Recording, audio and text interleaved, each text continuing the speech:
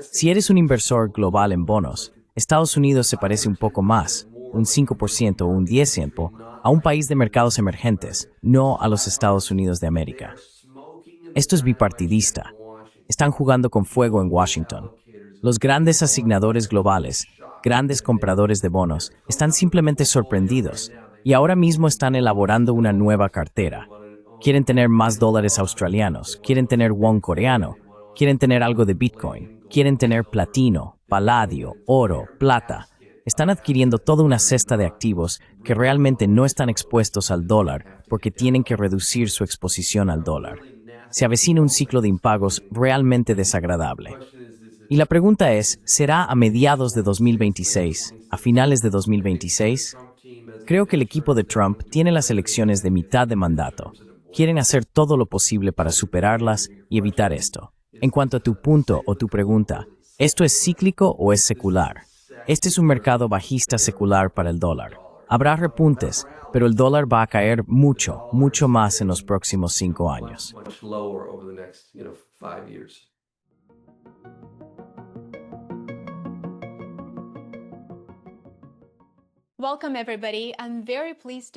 Bienvenidos a todos.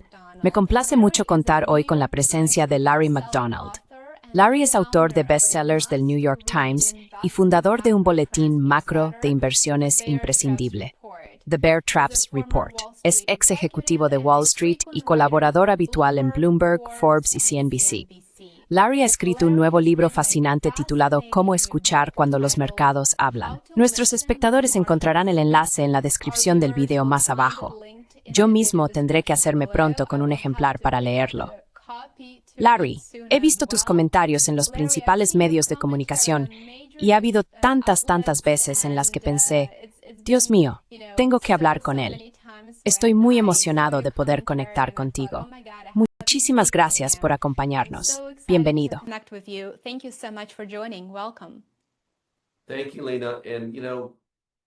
Gracias, Lena. Las palabras por las que me guío son, ya sabes, que en equipo no hay lugar para el yo. Mi primer libro salió en 2009. Fue un bestseller del New York Times sobre Lehman Brothers, el gran banco.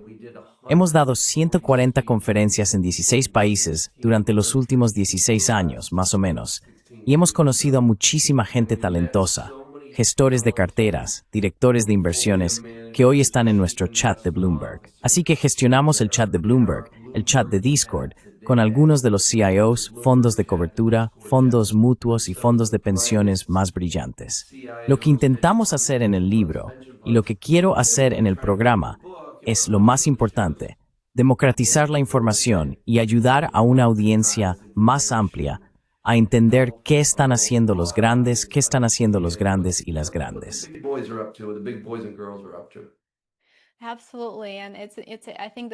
Absolutamente. Y creo que esta es una oportunidad increíble para aprender de ti y también para entender lo que está ocurriendo ahora mismo. Sin duda están pasando muchas cosas y sé que mucha gente está confundida. Así que, Larry, tengo que preguntarte esto. Durante la crisis financiera de 2008, estuviste en el centro mismo de los acontecimientos. Fuiste asesor especial de la Comisión de Investigación de la Crisis Financiera, que creó el Congreso para investigar las causas, tanto nacionales como globales, de la crisis financiera de 2008. Y, como acabas de mencionar, escribiste un libro entero con tu relato sobre el colapso financiero. ¿Estás viendo señales de alarma similares en nuestra economía ahora? ¿Se pueden establecer paralelismos entre lo que viste antes y durante la crisis financiera de 2008 y lo que ves ahora?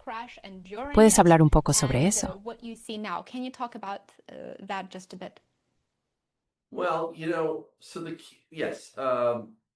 Bueno, ya sabes, así que sí, la clave es construir grandes mentores. Y en el libro, David Einhorn, nos sentamos con David Tepper, Charlie Munger, pero en la conversación tenemos estos grandes mentores, y muchos de ellos no se conocen entre sí. Y lo que me resulta fascinante, Lena, es cuando 3, 4 o 5 o quizás 6 personas me dicen lo mismo más o menos en la misma semana, y están en 3 o 4 continentes diferentes. Quizás uno de ellos está en lo que llamamos high yield, o bonos basura.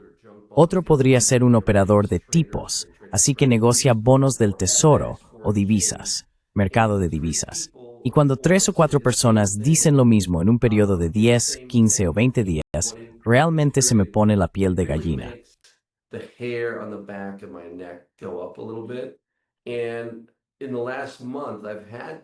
Y en el último mes, 3 personas diferentes me han dicho que compraron mi libro anterior y se lo dieron a los operadores en la mesa. No había oído esto en años. Están viendo muchas de las mismas cosas en el subprime, en los préstamos estudiantiles y en algunas de las cosas que está haciendo el equipo de Trump. Al final del día, cuando pasas de una administración muy progresista a una conservadora, es decir, de Biden a Trump, las consecuencias no intencionadas de eso son asombrosas.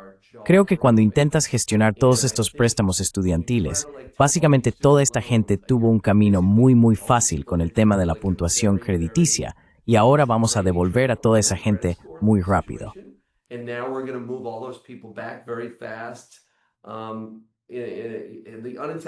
Y las consecuencias no intencionadas de eso son bastante sorprendentes. Se puede ver en las empresas de compra ahora, paga después, ¿verdad? Affirm, Upstart. Y los prestamistas terciarios, como Synchrony, Credit Acceptance, el bajo rendimiento es muy notable en comparación con las grandes entidades financieras. Así que, en resumen, sí, estamos viendo una tendencia creciente en el riesgo crediticio subprime. Aún no es tan grave como en 2008, pero son muy timelakas en 2007.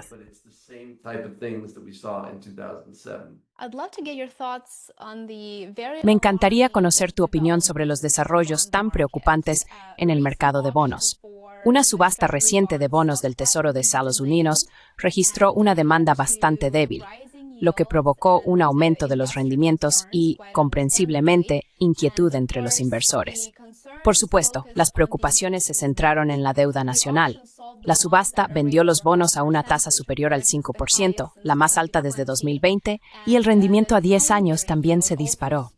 Así que la baja demanda, junto con otros factores como la preocupación por los riesgos geopolíticos, tenemos varios conflictos en curso sin un final a la vista, contribuyeron a lo que parece ser una venta masiva de bonos del Tesoro y una incertidumbre general en el mercado de bonos.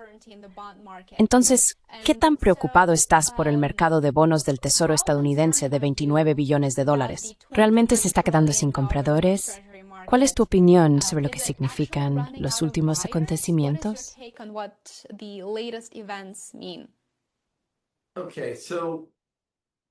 Bien, entonces, si eres un comprador global de bonos, piensa en lo que has pasado en los últimos 6 meses. En el primer trimestre de este año fiscal, 2025, que fue de octubre a diciembre, es decir, este año fiscal, el equipo de Biden básicamente aumentó el gasto por déficit a cerca de $1 billón, un poco menos, pero solo en 3 meses. Así que estás gestionando un fondo de pensiones en Europa y acabas de ver eso. Luego Trump aparece, supongo que a principios de abril, en el Jardín de las Rosas, y golpea a la comunidad inversora global con un gran aumento de impuestos a través de aranceles. Y luego se retracta y va de un lado a otro. Y después está en el despacho oval con Elon, prometiendo un presupuesto equilibrado.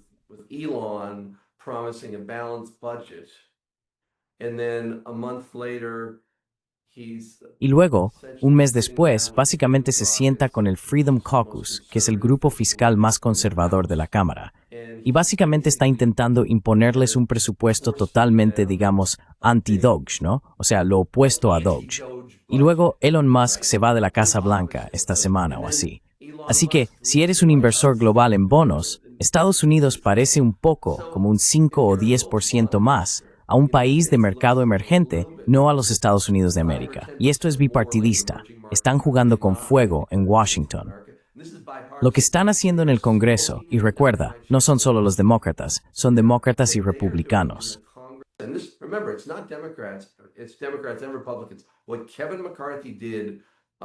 Lo que hizo Kevin McCarthy hace 1 año y medio, 2 años, con el techo de la deuda, fue vergonzoso.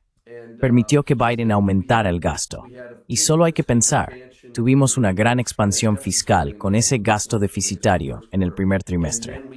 Y luego tuvimos 100 puntos básicos de recortes de tipos por parte de la Fed, Y ahora tenemos otro billón de dólares potencial en inversiones de capital entrando en la inteligencia artificial. Esto es un cóctel potencialmente mortal para la inflación. Las consecuencias no deseadas se están acumulando. Y nuestros congresistas y nuestro Senado en la Cámara están jugando con fuego. No van a aprender la lección hasta que el mercado de bonos les dé un buen susto. Y probablemente eso ocurra a finales de este año.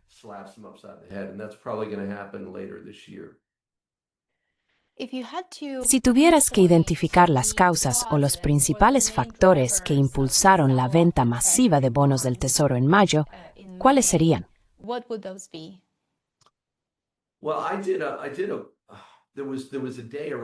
Bueno, hubo un día alrededor del 7 u 8 de abril e hice un video en X que tuvo 1 millón de visualizaciones. De lo que hablé en el video fue que el equipo de Trump tiene algunas personas diferentes ahí. Howard Lutnick realmente no lo pensó bien, en mi opinión. Según mis clientes, no estaba muy bien planteado. Y la fórmula que usaron probablemente no era la mejor. Estábamos sentados en una cena de un fondo de cobertura en Nueva York y yo tenía asignadores europeos allí. Había canadienses, personas que gestionan miles y miles de millones de dólares en bonos. Y 2 o 3 de ellos dijeron que básicamente los van a despedir a menos que reduzcan su exposición al dólar.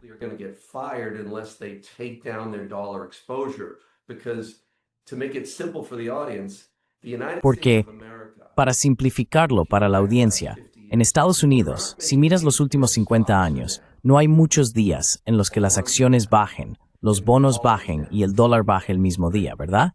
Y hemos tenido muchos de esos días desde abril, desde el evento en el Jardín de las Rosas. Si eres un asignador global, si eres un inversor global en bonos, has vivido un periodo de 30 o 40 años de verdadera y sólida confianza en Estados Unidos. Esa confianza ahora se ha visto sacudida. Y lo más importante del libro del que hablamos del dólar y del estrés. Y quiero dejarlo muy claro. No estamos diciendo que Estados Unidos vaya a perder su estatus de moneda de reserva.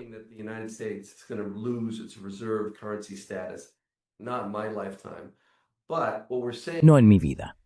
Pero lo que estamos diciendo es que al comenzar este año, el planeta Tierra estaba 2 desviaciones estándar, largo en dólares, largo en activos financieros. Así que hay activos financieros y activos duros. Todo el mundo estaba al máximo de exposición en dólares, lo que llamamos 2 desviaciones estándar por encima de la media de 30 años. Y lo que está ocurriendo es que los asignadores globales se ven obligados a reducir su exposición al dólar por culpa de Biden, por culpa de Trump. Y eso va a volver a esa media de 30 años. Ahora mismo están muy por encima. Y eso nos lleva a por qué están empezando las subastas. Si miras el deterioro en las subastas del año pasado en comparación con años anteriores, sí, hay un deterioro masivo.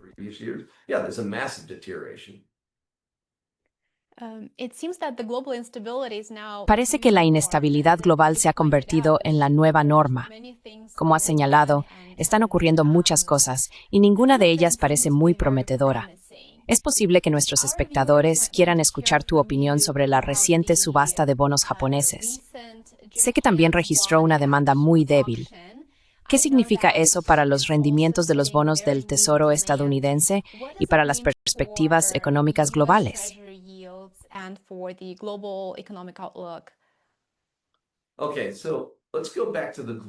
Vale, volvamos al Fondo de Pensiones Global. Sí, esto no es solo cosa de Estados Unidos. Hemos visto cómo las tasas globales han subido. Durante décadas, Japón fue lo que llamamos el ancla de rentabilidad global, ¿verdad? Y hemos tenido inflación, hemos tenido malas políticas fiscales tanto en Estados Unidos como en Japón. Y esta es la parte más importante de esta conversación. Tienes que pensar en la psicología de un inversor en bonos. Y la razón por la que eso es importante para quienes nos están viendo ahora es que los bonos afectan tu hipoteca, afectan tu préstamo para el coche. Así que tienes que recordar que lo que ocurre en el mercado de bonos es realmente importante.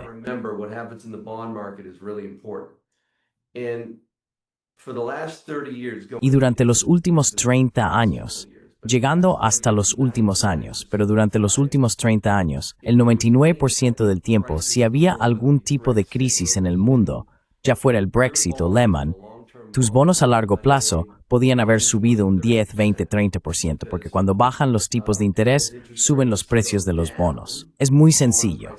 Así que si tienes, por ejemplo, un bono al 4% y los tipos de interés bajan al 1%, ese bono al 4% a 10 años ahora vale mucho más que los 100 que pagaste por él. Así que cuando bajan los tipos de interés, suben los precios de los bonos. Y durante mucho tiempo, los inversores de todo el mundo tuvieron el lujo de pensar, vale, la bolsa se está desplomando.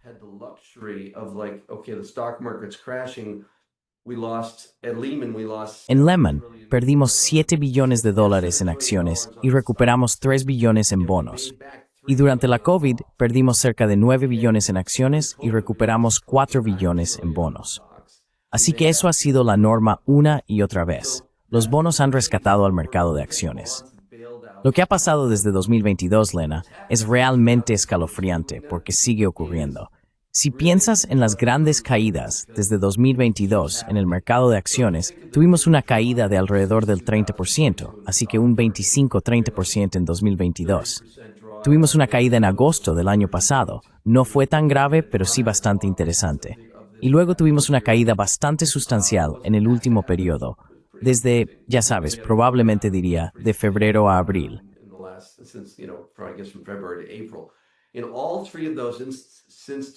En los tres casos, desde 2022, el extremo largo, los bonos a largo plazo de 30 años, tus 10, 30, 20 años, tanto en Japón como en Estados Unidos, básicamente no te hicieron ganar dinero. Exacto.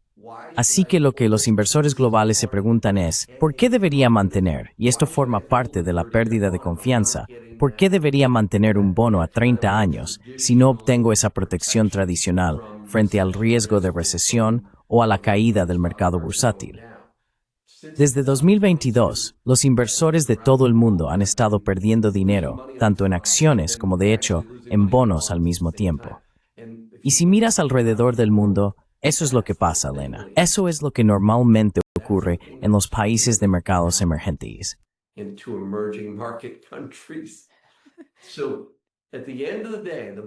Así que al final del día, la conclusión es, el punto que destacamos en nuestro libro, que los tipos que están fumando en el polvorín de Washington han creado una dinámica en la que Estados Unidos se ha vuelto un 5 o 10% más parecido a Brasil. Y nuestros mercados están empezando a comportarse así. Cuando las acciones bajan, los bonos bajan, el dólar baja, todo en el mismo día o semana. Eso es impactante hasta la médula. Tus asignadores globales, los grandes compradores de bonos, están simplemente sorprendidos. Y ahora mismo están elaborando una cartera. Quieren tener más dólares australianos, quieren tener won coreano, quieren tener algo de Bitcoin, quieren tener algo de platino, paladio, oro, plata. Están adquiriendo toda una cesta de activos que realmente no están expuestos al dólar, porque tienen que reducir su exposición al dólar.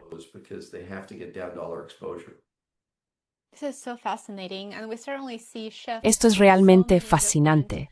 Y ciertamente vemos cambios en muchas áreas diferentes, como mencionaste, no se trata solo de finanzas y economía, sino también de geopolítica. Y aquí a nivel nacional están ocurriendo muchas cosas al mismo tiempo. Eso genera esa volatilidad e incertidumbre que luego se traduce en inflación, estos movimientos, estas transacciones que acabas de mencionar. Uno de los catalizadores de esta volatilidad global fue el ¿cómo era? Día de la liberación del presidente Trump, ¿verdad? Los aranceles. Y ayer se anunció que los aranceles globales del presidente Trump fueron considerados ilegales y bloqueados por el Tribunal de Comercio de Estados Unidos. ¿Cómo esperas que la decisión del tribunal afecte a los mercados?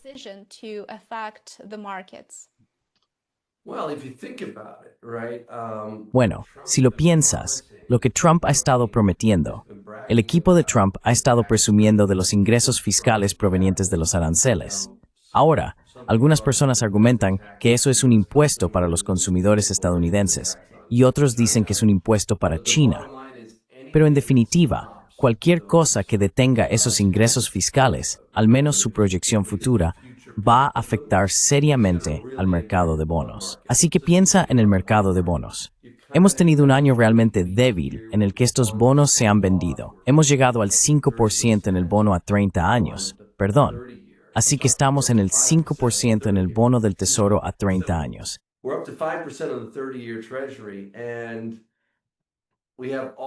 Y tenemos todos estos ingresos fiscales provenientes de los aranceles.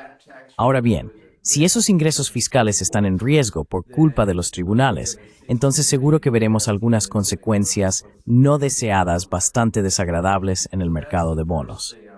Así que eso es lo primero que diría. El mercado necesita esos ingresos fiscales y el presupuesto de Trump, que fue aprobado por la Cámara. Pero el proyecto de ley de la Cámara tiene que fusionarse con el del Senado, y esto realmente se va a decidir este año. Pero al final del día, necesitamos esos ingresos fiscales para lo que intentan incluir en el presupuesto. El mercado de bonos se va a poner muy nervioso si no contamos con esos ingresos fiscales.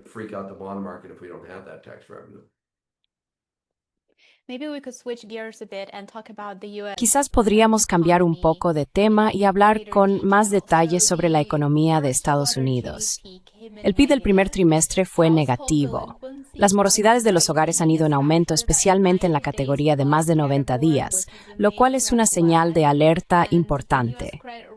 Además, la calificación crediticia de Estados Unidos ha sido rebajada. Moody's, por supuesto, señaló el aumento de la deuda federal como un indicador de preocupaciones fiscales de cara al futuro. En una entrevista reciente que me gustó mucho, mencionaste que es importante acumular liquidez en el entorno económico actual. ¿Podrías profundizar en eso y ayudarnos a entender por qué es así?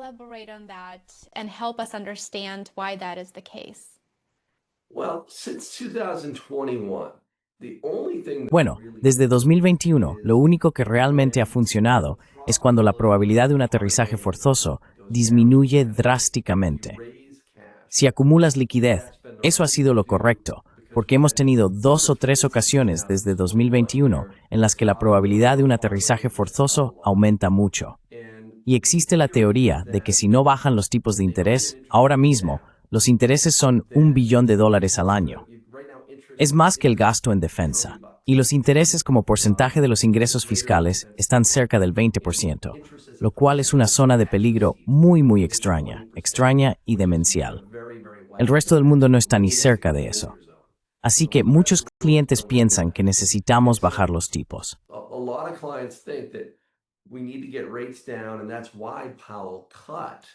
Y por eso Powell recortó los tipos de interés en 100 puntos básicos.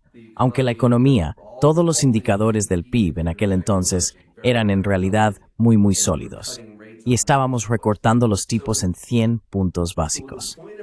Así que el argumento de nuestro libro, Cómo escuchar a los mercados hablar, se reduce a la represión financiera.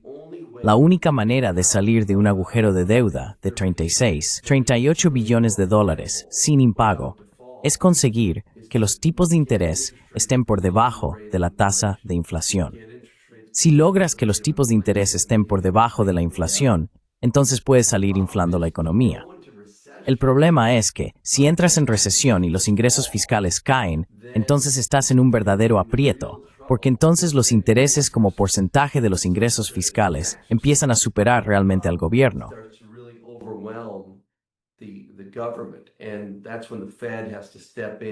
Y es entonces cuando la Reserva Federal tiene que intervenir y realmente pasar a la flexibilización cuantitativa o al control de la curva de rendimientos.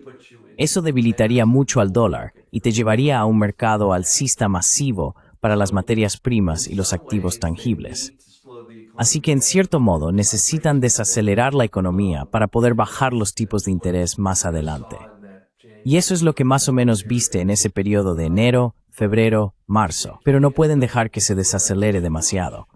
Y por eso, si miras el presupuesto en relación con lo que nos dijeron sobre todos estos recortes presupuestarios, están realmente aterrados. Y por eso el gasto en el presupuesto sigue estando claramente en la línea de Biden. Y mientras los presupuestos sigan siendo tan grandes, es muy difícil entrar en recesión.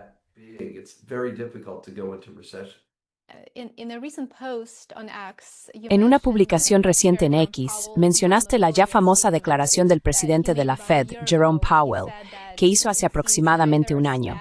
Dijo que no veía ni estanflación ni inflación. Y ahora, si avanzamos un año, 12 meses después, el presidente de la Fed, Neil Kashkari, dice que la cuestión ahora es la magnitud de la estanflación. No si ocurrirá, sino en realidad cuán grave será. Entonces, realmente estamos demasiado avanzados como para que la situación mejore. En otras palabras, ¿qué tan grave esperas que sea la situación económica aquí en Estados Unidos antes de que veamos alguna mejora?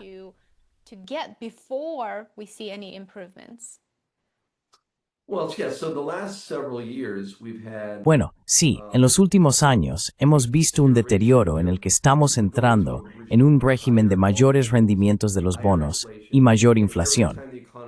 Y cada vez que la economía se debilitaba, por ejemplo, la crisis de los bancos regionales de 2023, la Reserva Federal abrió una facilidad increíble, básicamente apoyando el mercado de bonos, ampliaron el balance, acaban de recortar los tipos de interés en 100 puntos básicos.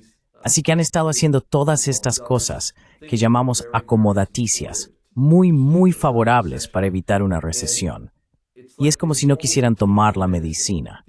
La única manera de acabar realmente con la inflación, lo decimos en el libro, me senté con André Esteves en Brasil, que es el CEO de BTG Pactual, multimillonario, probablemente uno de los principales inversores de toda América Latina. Un hombre brillante.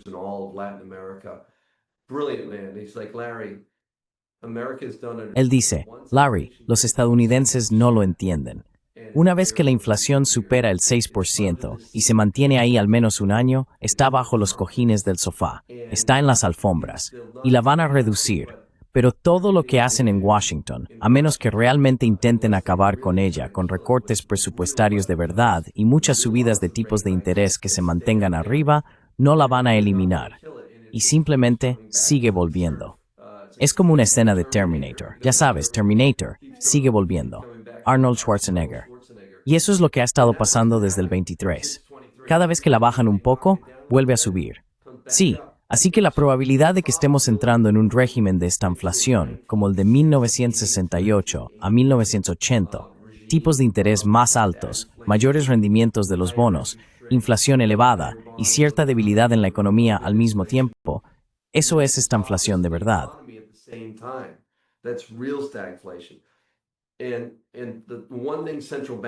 Y lo que los banqueros centrales siempre recuerdan, los banqueros centrales son como los pilotos de un avión cuando están perdiendo un motor. Todo lo que van a decir es, señoras y señores, permanezcan en sus asientos, todo está bien. Ya sabes, no quieren provocar pánico. Y los banqueros centrales nunca te dirán la verdad. En 2007, Bernanke dijo que las hipotecas subprime estaban contenidas. Y como 9 meses después, estábamos en medio de la peor crisis subprime. Así que hay que tener mucho cuidado. Sí, hay un gran deterioro, un gran movimiento hacia la estanflación. Powell lo ha estado negando, y ahora tienes a gobernadores de la Fed admitiéndolo, como acabas de decir. Por eso los inversores que nos están viendo ahora necesitan una construcción de cartera totalmente diferente a la de la década anterior.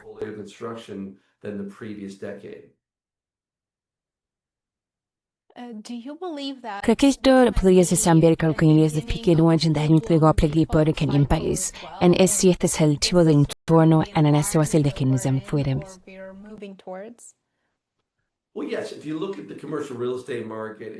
Bueno, sí. Si observas el mercado inmobiliario comercial, el mercado de bonos de alto rendimiento y el mercado de bonos de grado de inversión, la buena noticia es que muchas empresas pudieron refinanciar su deuda en 2020 y 2021 tras la COVID. Y recuerda, la Reserva Federal suprimió el coste del capital e hicieron algo increíble. Cuanto más tiempo suprimes el coste del capital y no permites que funcione el ciclo económico, más mal se acumula bajo la superficie. Crearon todas estas distorsiones, manteniendo los tipos de interés muy bajos. Eso permitió que muchas empresas se financiaran a, digamos, 1,5%, 1,75%, 2,25%.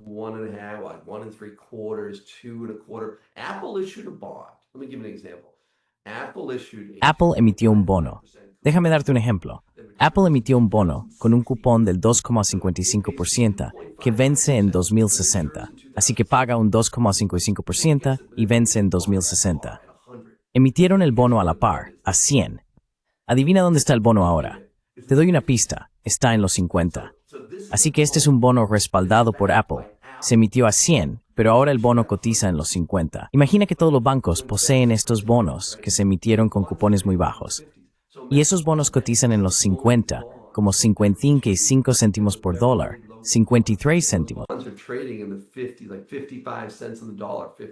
Eso hay que es increíble, ¿verdad? Sí, increíble. Y ahora tenemos estos bonos. Muchos de los bonos van a empezar a vencer. Ahora, ese bono de 2060, ese no vence.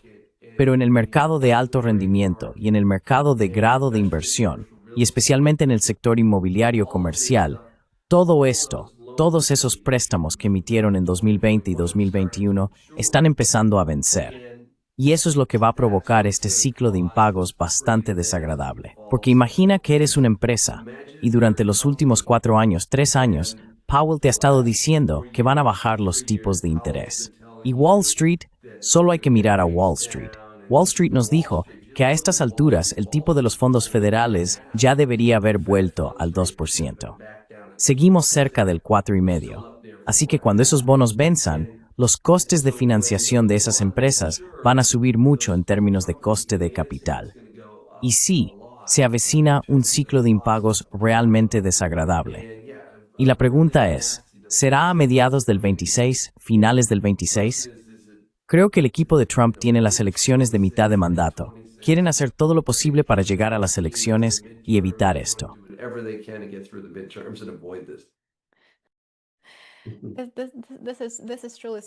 Esto es realmente aterrador. Y sé que algunos economistas ahora anticipan otra ronda de flexibilización cuantitativa y recortes de tipos de interés. Y tú mismo lo mencionaste hace un momento. ¿Crees que la Reserva Federal se verá obligada a recortar los tipos a medida que la economía se debilite aún más y exista esta posibilidad inminente de impagos, tal como acabas de describir?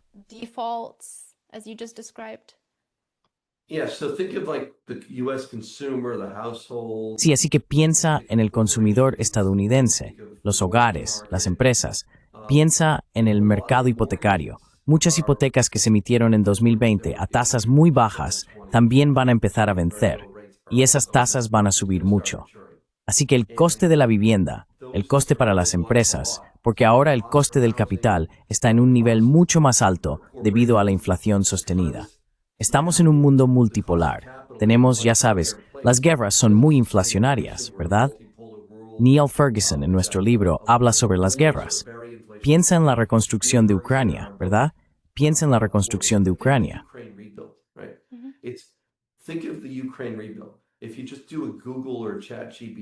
Si simplemente haces una búsqueda en Google o ChatGPT sobre cuántas infraestructuras hay que reconstruir, piensa en la reconstrucción de Los Ángeles, ¿verdad? Piensa en la red eléctrica de Estados Unidos. En algunos lugares tiene 50 años, en otros 30. Vamos a poner todos estos centros de datos de inteligencia artificial sobre esa red. Así que tenemos muchas fuerzas inflacionarias sostenidas que van a mantener los tipos de interés altos. Y esos tipos más altos van a crear mucha presión sobre los hogares, sobre las empresas, un gran ciclo de impagos. El 60% inferior de los consumidores ya está sufriendo muchísimo. El 40% superior está mucho mejor, pero basta con mirar diferentes empresas.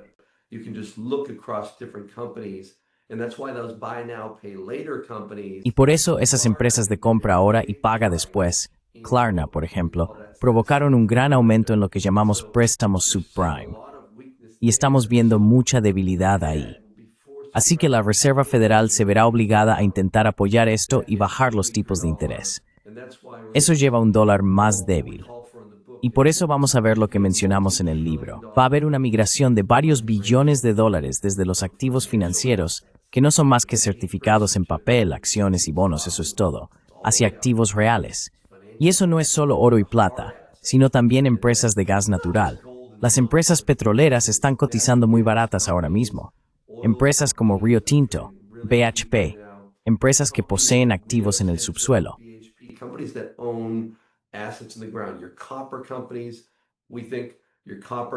Sus empresas de cobre, creemos que sus valores de cobre, su ETF Cox, su Tech Resources, su Freeport, Creemos que todas estas acciones son valiosas, con un potencial de subida del 200%, quizá incluso hasta el 300% en los próximos 3, 4 o 5 años, porque simplemente vamos a tener esa migración. Permítame darle un ejemplo para simplificarlo. Cuando llegamos a 1980-81, el 49% de la composición del S&P 500, después de ese régimen de inflación y tipos de interés altos, eran materiales, petróleo y gas, e industriales, el 49%. En los últimos años, cuando pasamos por este desagradable ciclo de desinflación, hacia 2021 aproximadamente, esos grupos bajaron hasta representar solo el 12% de la composición del S&P 500. El 12%. Así que cuando se está en un régimen desinflacionario, todo el mundo quiere estar largo en activos financieros, acciones, bonos o certificados.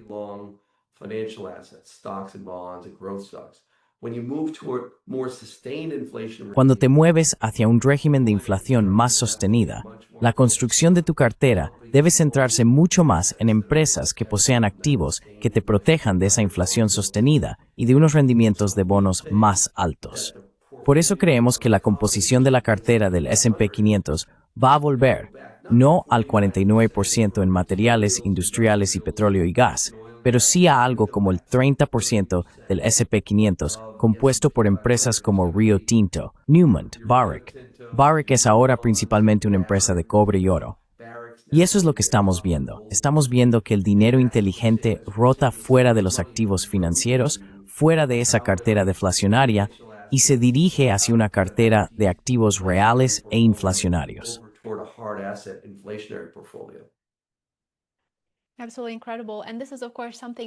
Absolutamente increíble. Y esto es, por supuesto, algo que comentas en tu boletín que enlazaré para nuestros espectadores en la descripción de abajo. Larry, si tuvieras que, sé que puede ser una pregunta muy complicada, pero si tuvieras que señalar quizá una parte de la economía estadounidense que más te preocupe en este momento, ¿cuál sería? ¿A qué deberíamos estar prestando muchísima atención ahora mismo?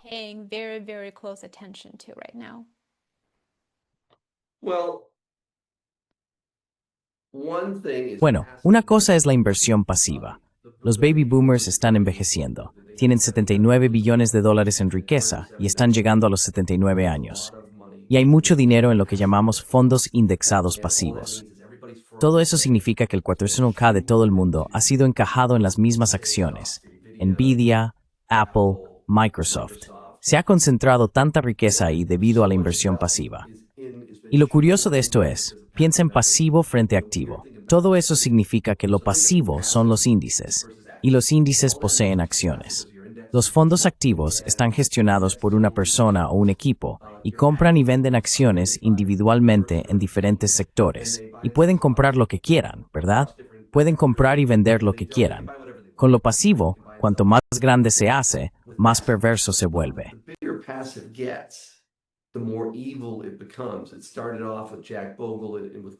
Empezó con Jack Bogle, con grandes intenciones maravillosas. Pero lo que escucho de los inversores institucionales inteligentes es que cuando piensas en gestión pasiva frente a activa, si estás al 50-50, en cuanto pasas al 51-53, 54% de pasiva frente a activa, el problema es que eso fuerza los precios de las acciones a niveles disparatados, porque los fondos pasivos no van a vender, ¿verdad? Así que el mercado de valores va a subir. Vanguard, State Street poseen estas acciones. Son pasivos, simplemente se van a quedar quietos. No hay vendedores, ¿verdad? Y luego las empresas están recomprando acciones. Así que una vez que la gestión pasiva se acerca al 56-57%, se vuelve realmente perjudicial. Y solo hay que mirar a Microsoft. Mira el ratio precio-ventas de Microsoft. Es como 13, mientras que en los últimos 20 años, Microsoft promedió como de 3 a 5, quizás 6 veces las ventas.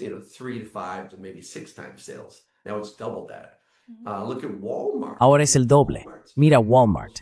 Quiero decir, Walmart cotiza a casi 40 veces sus beneficios. Es por toda esta basura pasiva y nadie está en las llamadas de resultados. Me senté con David Tepper y con David Einhorn para el libro. David Einhorn es uno de los inversores más famosos y legendarios, con un gran rendimiento a lo largo de los años.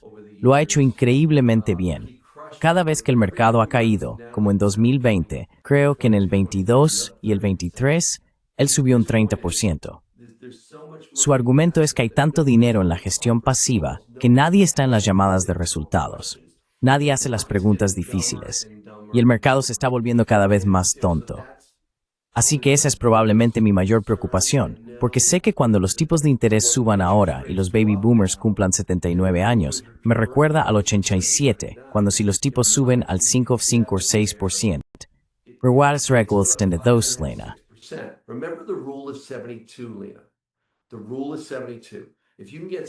La regla del 72. Si puedes obtener un 6%, tu dinero se duplicará en 12 años si es diferido de impuestos. Esa es la regla del 72. Así que una vez que la tasa libre de riesgo en los bonos del tesoro llegue al 6%, alguien puede comprar eso y duplicar su dinero en 12 años. Eso es un rendimiento similar al de la renta variable, Lena. Y eso va a sacar dinero del mercado de acciones. Eso fue lo que ocurrió en el crash del 87. Las tasas subieron, cruzamos el Rubicón y miles de millones, simplemente un torrente de capital, se movieron de las acciones a los bonos y el mercado se desplomó. Con tanto dinero poco inteligente en la gestión pasiva ahora, que realmente no está prestando atención, si las tasas suben, podrías tener muy rápidamente una rotación colosal que provocaría un crash tipo 1987 en algún momento del próximo año.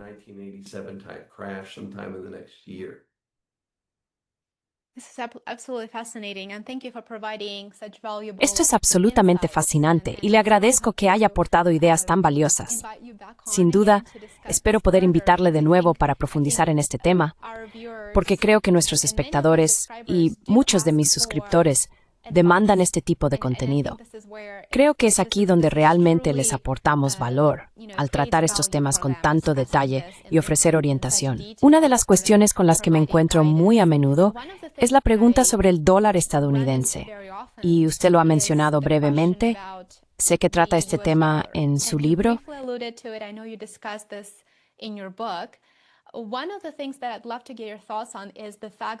Una de las cosas sobre las que me gustaría conocer tu opinión es el hecho de que el dólar estadounidense parece estar perdiendo valor en comparación con una cesta de monedas. Y si no me equivoco, ha perdido cerca de un 6% desde enero, desde que Trump asumió el cargo. ¿Qué crees que está impulsando este descenso en el valor? Sé que has mencionado que la confianza es un factor, ¿pero anticipas que esto será una tendencia a largo plazo o lo ves como una tendencia temporal hasta que haya un cambio en la política estadounidense o quizás otro evento que revierta el curso del valor del dólar frente a otras monedas?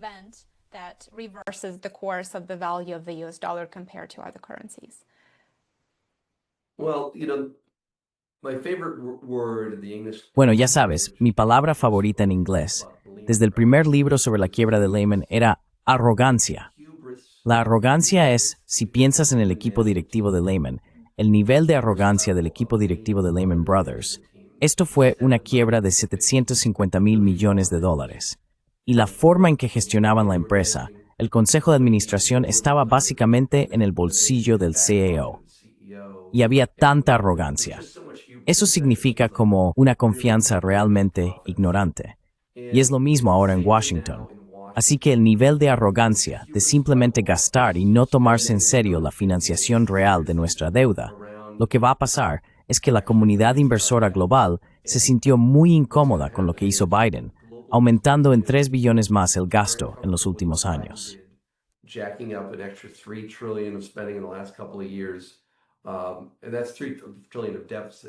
Y esos son 3 billones de déficit. Y ahora Trump, con su comportamiento errático respecto a los aranceles, básicamente está llevando a la comunidad inversora global, que estaba sobredosificada de dólares, a retirarse. Eso es lo primero. Lo segundo es que hay mucha gente que cree que Trump y J.D. Vance, si lees el libro de J.D. Vance, quiero decir, en nuestro libro, visitamos familias en el cinturón del óxido. Y Estados Unidos ha sido vaciado. Es devastación tras devastación tras devastación. Pueblo fantasma tras pueblo fantasma tras pueblo fantasma. Me senté con familias. El padre solía trabajar en la planta de automóviles, y su padre y el padre de su padre antes que él, ganando casi $180,000 al año. Y ahora conduce para Uber Eats. o va a la biblioteca fingiendo que está trabajando.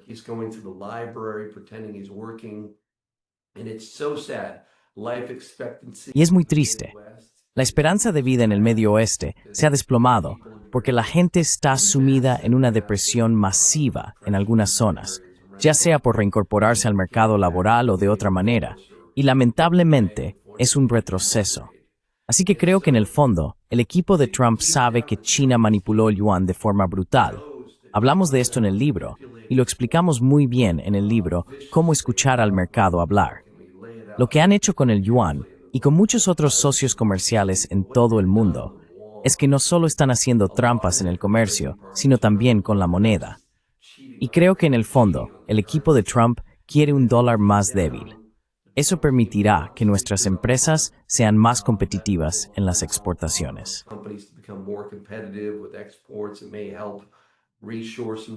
Puede ayudar a repatriar algunos empleos.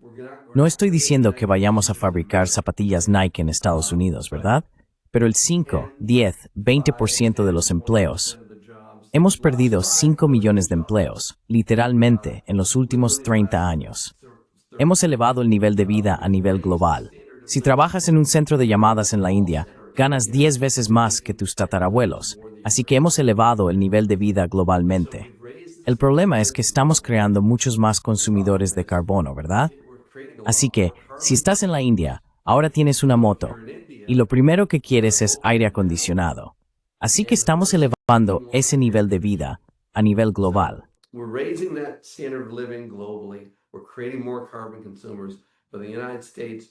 Estamos creando más consumidores de carbono, pero en Estados Unidos hemos perdido 5 millones de empleos. Así que todo eso tiene que reequilibrarse, probablemente en un 10 o 20%. Si recuperamos el 10% de los empleos, esos son 500,000 puestos de trabajo, ¿verdad? Si perdimos 5 millones y recuperamos el 10%, son 500,000 empleos. Y eso es lo que Trump está intentando hacer con una moneda más débil. Y cuando hablas con inversores globales, saben que ese es más o menos el plan. Así que en relación a tu punto o tu pregunta, ¿esto es cíclico o es secular? Este es un mercado bajista secular para el dólar. Habrá repuntes, pero el dólar va a caer mucho, mucho más en los próximos 5 años.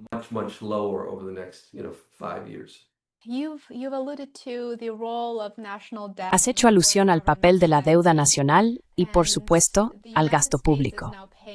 Estados Unidos está pagando ahora cerca de $1 billón al año solo para cubrir los intereses de esa deuda, lo cual es más de lo que gasta en defensa. Mencionaste que los pagos de intereses representan la tercera partida presupuestaria más alta, solo por detrás de la Seguridad Social y Medicare. Así que los inversores globales están observando esto y probablemente se pregunten, bien, ¿cuánto tiempo más puede continuar esto? El techo de la deuda ha sido suspendido en 2025, ¿verdad?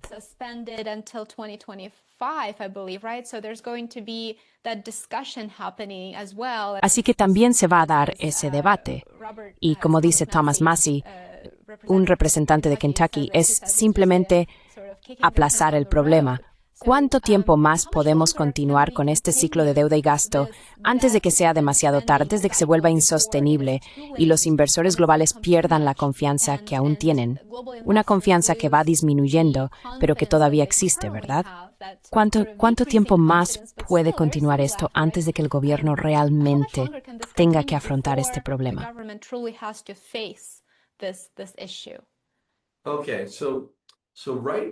Bien, entonces ahora mismo hemos alcanzado el techo de deuda, creo que en la segunda o tercera semana de enero. Y lo que eso significa es que si vencen $1,000 millones en bonos, pueden emitir otros 1,000 millones. Así que no ha habido nueva emisión de deuda desde enero hasta febrero, marzo, abril, mayo, junio, julio. Para agosto, van a fusionar los dos proyectos de ley, el de la Cámara de Representantes y el del Senado, y vamos a tener un acuerdo de reconciliación. En ese momento es cuando empieza la diversión y el drama, porque lo que Janet Yellen, la secretaria del Tesoro de Estados Unidos, tendrá que hacer es volver a llenar la cuenta corriente del Tesoro, que se ha vaciado considerablemente.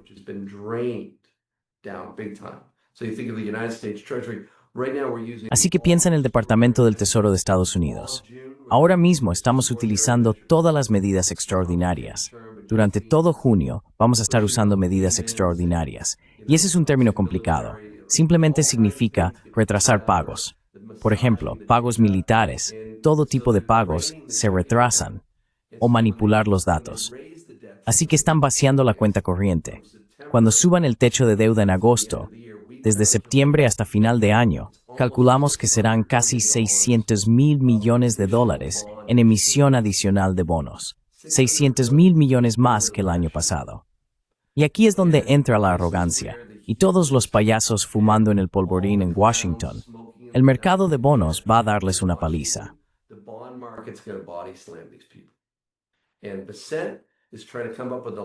Y Bessette está intentando idear muchos trucos en torno a los SLR, el coeficiente de apalancamiento suplementario. Va a intentar obligar a los bancos a poseer más bonos del Tesoro. Un montón de trucos, pero cerca de $600,000 millones tendrán que venderse por encima de lo que se vendió el año pasado. Y China está comprando menos bonos del Tesoro. Van a intentar forzar a los japoneses y a los socios comerciales a comprar más bonos del Tesoro. En definitiva, tienen algunos trucos bajo la manga, pero todo esto va a llegar a un punto crítico. Y tenemos lo que se llama el momento Liz Truss. Y todo lo que eso significa es que en el Reino Unido tuvimos este famoso enfrentamiento, creo que a finales de 2022, donde realmente no pudieron recaudar fondos al precio de mercado, y los rendimientos de los bonos se dispararon.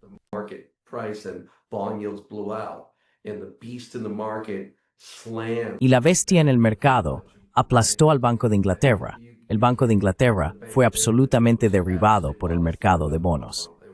Se vieron obligados, básicamente se vieron forzados a volver a la flexibilización cuantitativa, comprando bonos, cuando 2 semanas antes le habían dicho al mundo que iban a endurecer la política.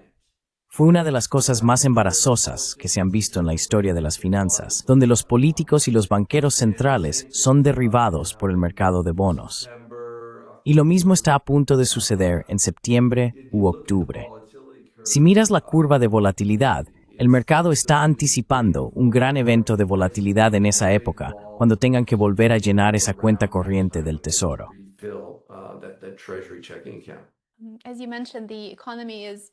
Como has mencionado, la economía es muy volátil y está impulsada por muchos factores: la política interna, los asuntos globales, la geopolítica, tantas amenazas y tantos riesgos, y has abordado muchos de ellos durante la conversación. Sin embargo, con el riesgo también viene la oportunidad, ¿verdad? Entonces, ¿cuál es tu recomendación para nuestros espectadores en cuanto a formas de proteger sus activos y encontrar sectores en los que invertir? Sé que probablemente hablas de esto en profundidad de forma habitual en tu informe, en tu boletín, pero si tuvieras que orientar a nuestros espectadores en la dirección correcta, ¿qué les dirías?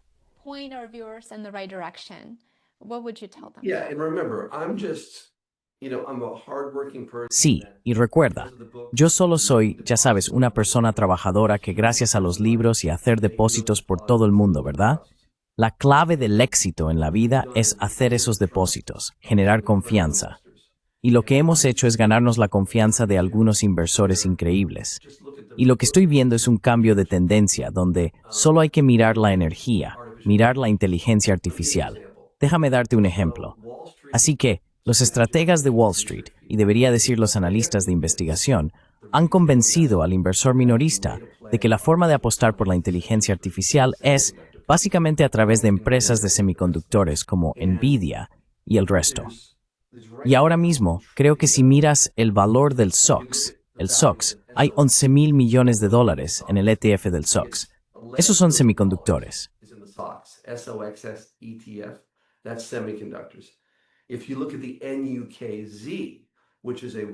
Si miras el NUX, que es una cartera maravillosa de productores independientes de energía, uranio, empresas que van a hacer SMR, reactores modulares pequeños, estas son las empresas que van a sostener el sistema energético durante los próximos 20 años. Todo el mundo está en la operación equivocada. Todos están en semiconductores y nadie está en lo que llamamos infraestructura energética.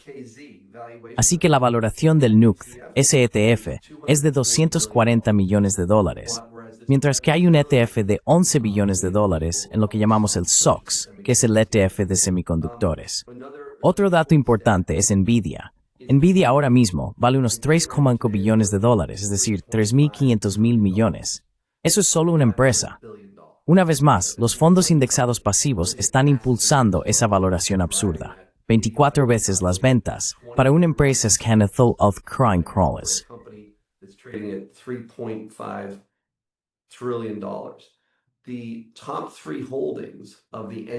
Las tres principales participaciones del NUC, que son Cameco y los verdaderos productores independientes de energía, solo valen $250 mil millones.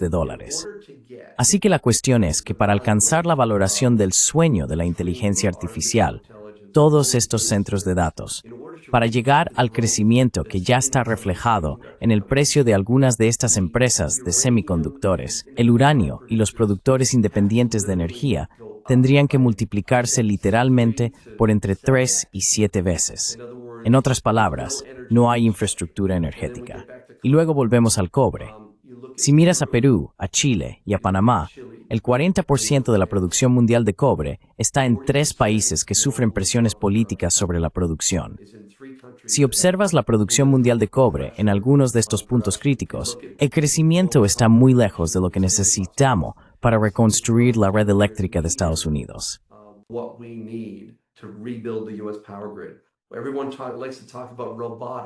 A todo el mundo le gusta hablar de robótica, ¿verdad?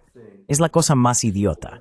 Quiero decir, la idiotez de los medios respecto a algunos de estos temas es tan absurda. Así que vas a construir 2 millones de robots, ¿verdad? Vale, los robots van a reemplazar a los seres humanos. ¿Sabes cuánta cobre hay en los robots? Literalmente, si construyes 2 millones de robots, eso equivale a 20, eso es casi un mes de producción mundial de cobre, ¿entiendes? Solo en robots. No estamos hablando de la red eléctrica de Estados Unidos. No estamos hablando de la reconstrucción de Ucrania, de Gaza, de Los Ángeles. Esta es una crisis que se nos viene encima. Lo veo tan claro como el agua. Y a nadie le importa, porque todo el mundo está pensando en el mercado, la inversión pasiva y Nvidia, toda esta idiotez. Esta es la mayor crisis que se nos avecina en cuanto a recursos naturales.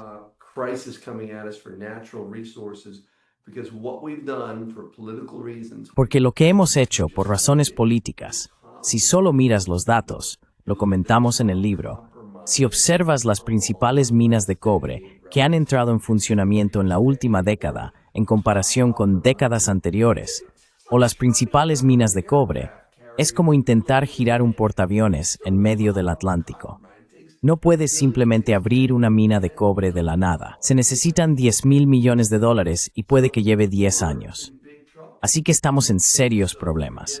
Y olvídate de la inteligencia artificial. Olvídate de la robótica, sin una red eléctrica y sin suficiente cobre para sostenerla.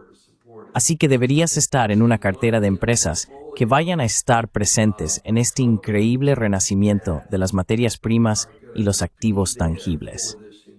Mientras tanto, todo el mundo sigue apostando por la cartera de 2010 a 2020. Todo el mundo está largo en Nvidia, en IDIA y en los semiconductores.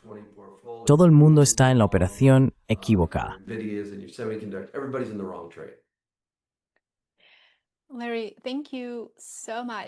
Larry, muchísimas gracias por tu tiempo y por esta conversación absolutamente fascinante. Enlazaré tu maravilloso libro y el boletín en la descripción del video más abajo. De hecho, tengo muchas ganas de leer tu libro. Tendré que empezar pronto porque creo que es un tema fascinante y realmente analizas los cambios en el mundo de las finanzas y los sitúas en un contexto más amplio. Creo que esto es lo que resulta tan importante hoy en día, porque realmente no escuchamos a nadie hablar de esto con tanto detalle. Y por supuesto, con tu experiencia en el tema, creo que esto es absolutamente valioso.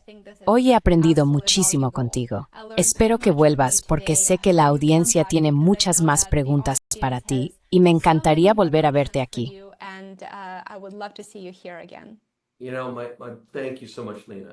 Muchas gracias, Lena. Me encanta tu plataforma y me encanta lo que has construido. Lo que has construido me inspira. Pero ya sabes, pensemos en los mentores y en la gente joven. ¿Sabes qué? Siempre pregunta.